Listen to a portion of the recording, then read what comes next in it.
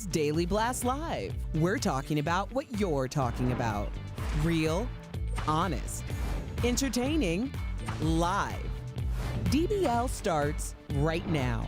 3, 2. Whoa, almost English there. 3, 2. Thank you, Patty. Welcome to DBL. It is, Erica, please. Friday. Thank you. All right. July 31st, last day of July. I am Tori here with Erica, and Brandon Belo joins us from home. Can you guys believe it's almost August? That's tomorrow. I know, it's like, I don't believe it though, right? Am I wrong, Brandon? This has been the longest July of my life, I feel like. But Right. hey, we still got the end of 2020 finished strong, people. Yeah, we can. Finish It's strong. like someone said, I hope that 2020 is a real mullet. The back half is a party. I'm hoping that's true. No, that's optimistic. Yeah, it's something, isn't it? All right, we got to talk about what's going on. Ellen DeGeneres is everywhere today, and she has broken her silence over complaints that her show created an alleged toxic work environment. So in a letter to her staff, Ellen said she intended her show to be, quote, a place of happiness. She also said, as we've grown exponentially, I've not been able to stay on top of everything and relied on others to do their jobs as they knew I'd want them done. Clearly, some didn't. That will now change, and I'm committed to ensuring this does not happen again. An internal investigation also found, quote, deficiencies in the show's day-to-day management, and staffing changes have been made. Again, these are all allegations, and we just have an update from NPR and BuzzFeed News that at least 36 employees are complaining about now sexual misconduct in the workplace. Again, all alleged, but we wanted to keep you up to date. That's what DBL does well. So, Erica, does this apology go far enough? No. Apologies. Everybody save your lip service, okay? No one wants to hear what you think or what you say you're going to do. People want to see action behind it, because if you're saying one thing and you're doing another, that's considered a gaslight, and it's very demoralizing to the people who work for your corporation. I'm sure one of the main reasons why, and I could be totally wrong, but in my opinion, the reason why the Ellen Show was probably pushed out there in that way is because there was this happy image of everything being perfect. And when you work in a place or you're in a situation where there's a happy image of perfection and you are being treated or marginalized or being treated less than, then yeah, that eats at you. And eventually you start to speak up, and people are speaking up in droves, which means that a culture that could have possibly been fixed at its inception has now grown into this enormous cancer, and who knows what the future holds for this production. Yeah, very well said. Brandon, what is your take on all of this? Well, you know, like we said, it's all alleged right now, and it's going to fall on her because she's the bigger name. She's the celebrity. It's her show. But if it were allegedly other producers or other people involved with the show, I can see that, Tori. I can see that, Erica, and here's why. Because when we all have a natural ego within us, and then you throw some sort of power involved, and now you think you can talk to anyone because they work for you, you kind of think that you own them in a sense, then you can talk to someone any old or treat them any old way you want. I was brought up to treat the janitor the same way that you treat the CEO. And I just remember going out to Hollywood when I first retired from football, and I was a part of this show, and I used to hang out with the cast and crew, with the crew a lot, like the camera guys, the jig guys, the teleprompter operators, and go out for lunch with them. And I remember someone telling me, like, why would you hang out with them? You're talent. And I'm like, what? Like, why would I not hang out with them? So when ego gets power, I can see why it's a terrible recipe, and I can see why it's all blowing up right now, allegedly. Allegedly, yeah, and also their talent too, by the way. Also, Right. this is my, they're also very talented.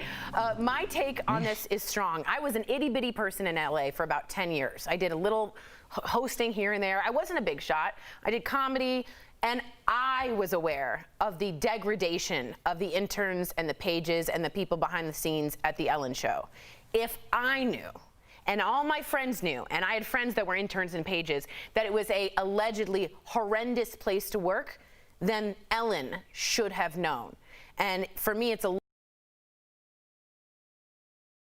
say all your producers are creating this work environment, you work there every day. You either didn't know, and that means you're way too not involved, or you did know and you just covered it up. So I take a harsh opinion on that. I think everyone at the team needs to be respected, and I don't think that happened, allegedly, at this company. Hit me back, though. Let's have an argument. That's my argument shimmy. Wow. It's real good. Well, it's very intimidating. It is, isn't it? Yeah. I got you. Don't come for her. I'm going to shimmy you away. She's going to shimmy. Don't do it. Oh, God. Speaking of someone who can actually shimmy, this is Queen Bey. She is back. Beyonce debuted her new visual album, Black is King, on Disney Plus last night. And today, she released the video for Already. So let's all have a look. Don't live a king, you a king, you know it. King already, my baby, you know it. Top everything, everything, you know it. King already, you know it. Shine already, it's time already. Align already, it's time already. Shine already, it's time already. More shimmies. Critics are praising the album, with some calling it, quote, a breathtaking celebration of ancestry on Instagram. Beyonce wrote that the timing of the album's release also takes on new significance in this current climate, sure. And in case you missed her, oh yes, that was she, her daughter Blue Ivy, who makes an appearance. I can't get enough of Blue Ivy. What do you think of being Black is King being released now, Erica? Could it not have been a more... Well, yeah, the Well said. synergy is there. Yeah, it's very appropriate. I think so many things that Beyonce does is just timed very well. It's like divine.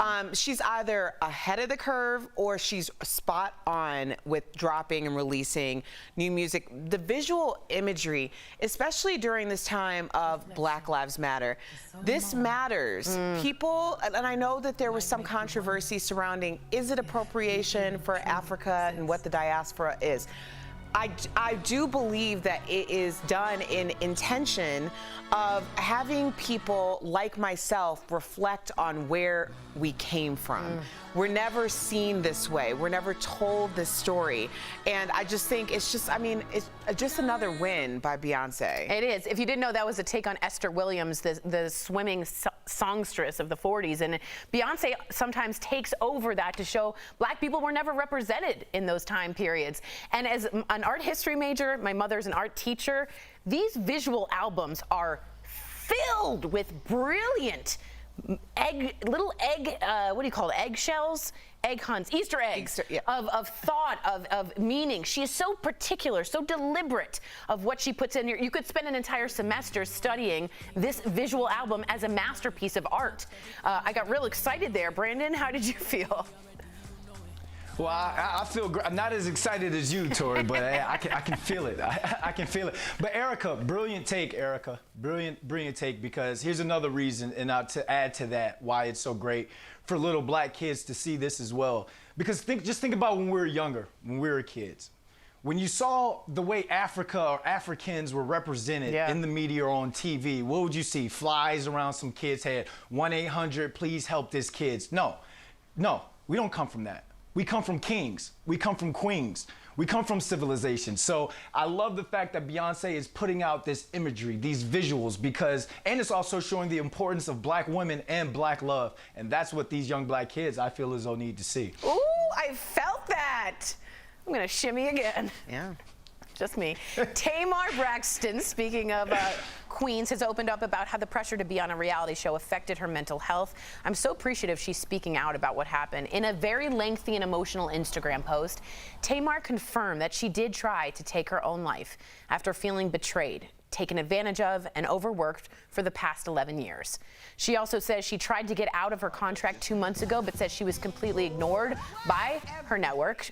Her reality show, Tamar Braxton, Get Your Life, was supposed to air last night. It has now been delayed until September. I feel weird that it should air at all. And maybe it won't. Right. You know, I think that the fact that this story about Tamar Braxton and even the Ellen show, I don't think it's any coincidence that all of this news is dropping at the same time. We are in a culture of being very open and honest about what we are experiencing. And I think where people go wrong is they think that because people haven't spoken up in the beginning, like this is the way that things always have been, that there aren't issues there. And really those issues are just so deep rooted, to Tamar's point, that she had lost her ability to even cope with it. Like she thought that it was better to attempt to take her own life than to try to continue to navigate waters that she was never going to win in. We understand it when it comes to Me Too and sexual harassment, but we don't understand it when it becomes the marginalization of minority groups. Whether it be gender, whether it be ethnicity, whether it be your abilities physically or LGBTQ+. Now we're stating that there is a problem. The system is broken.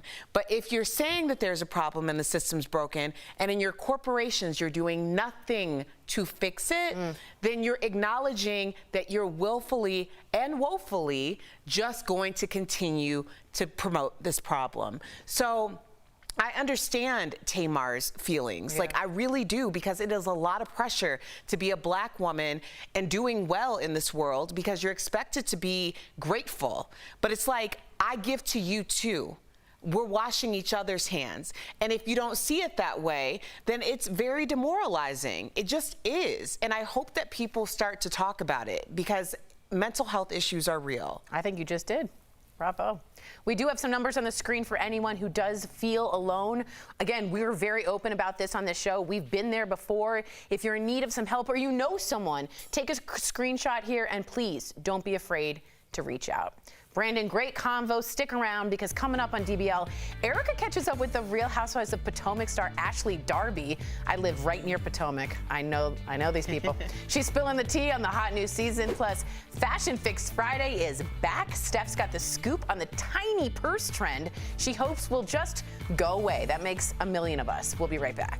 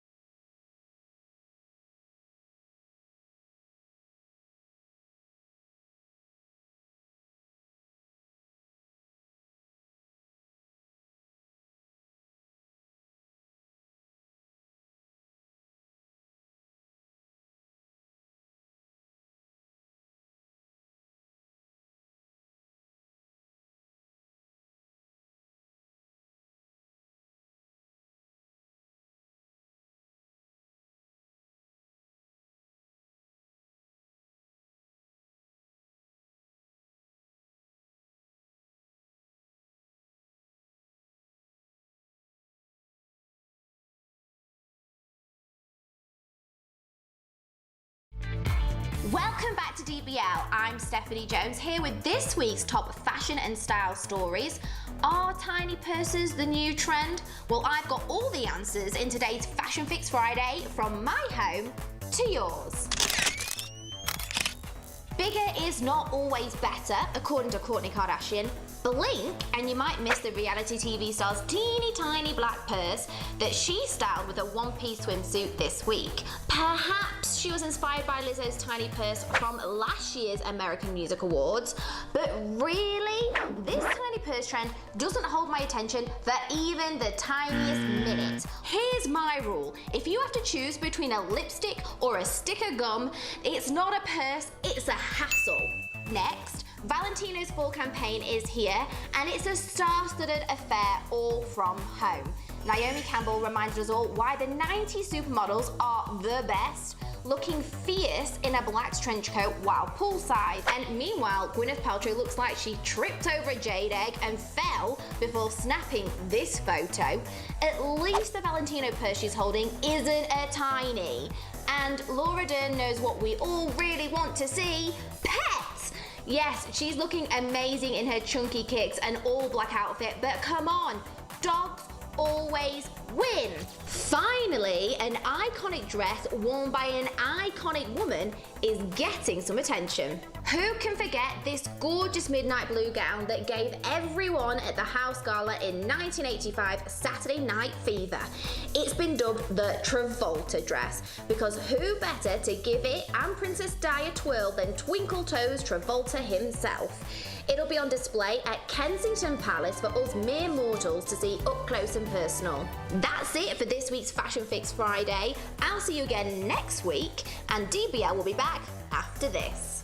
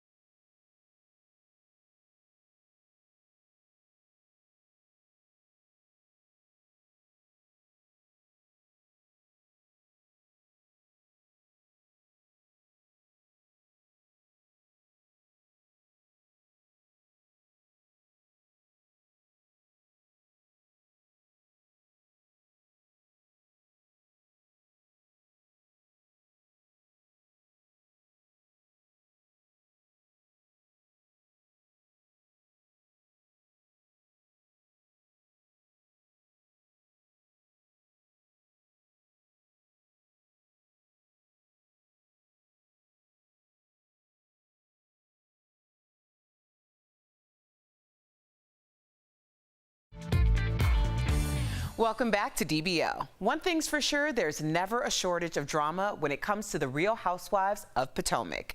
And the youngest housewife of the bunch always has a lot to say, so I sat down with her, Ashley Darby, to get a sneak peek in the new season in today's Chatting with the Stars. Now that I got my baby, that's the only crap I take. Ashley Darby from the Real Housewives of Potomac. How are you, sis?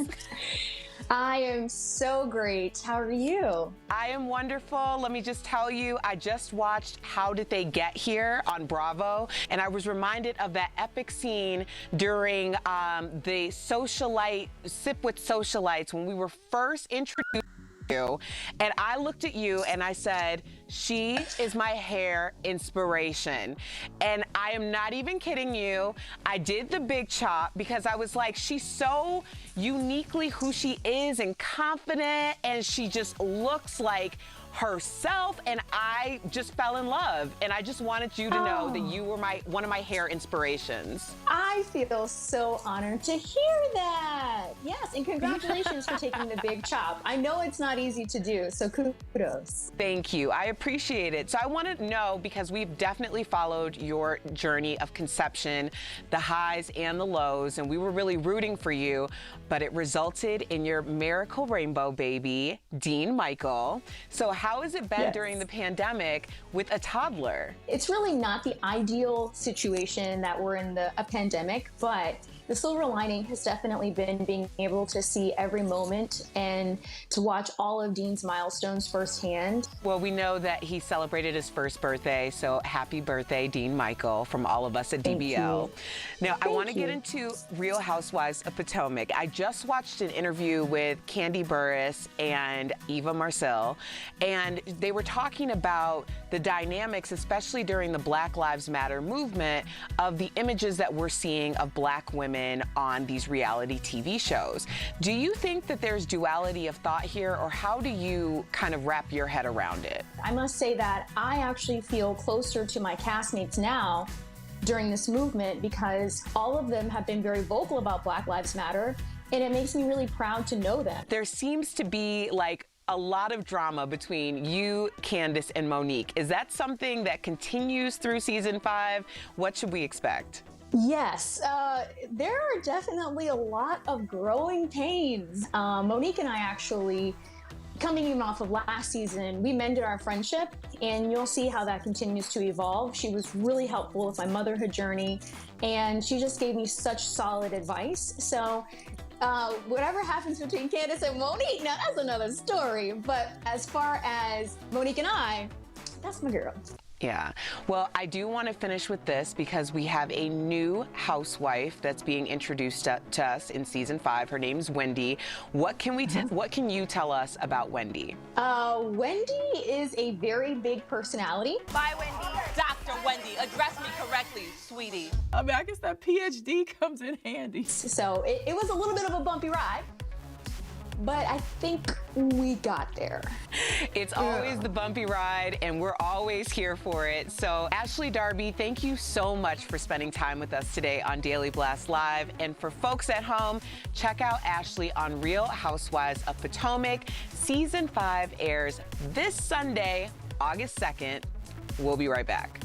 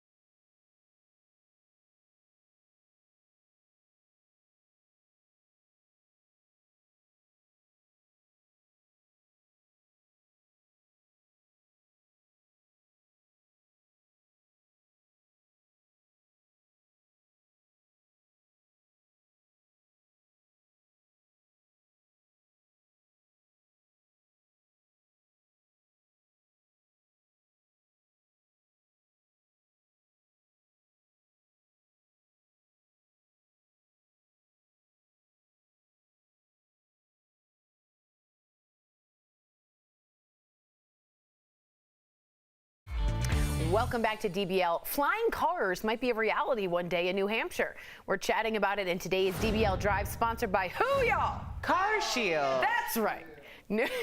A little late there, Rob. New Hampshire's governor recently signed a bill into law, making them the first state in the nation to allow flying cars.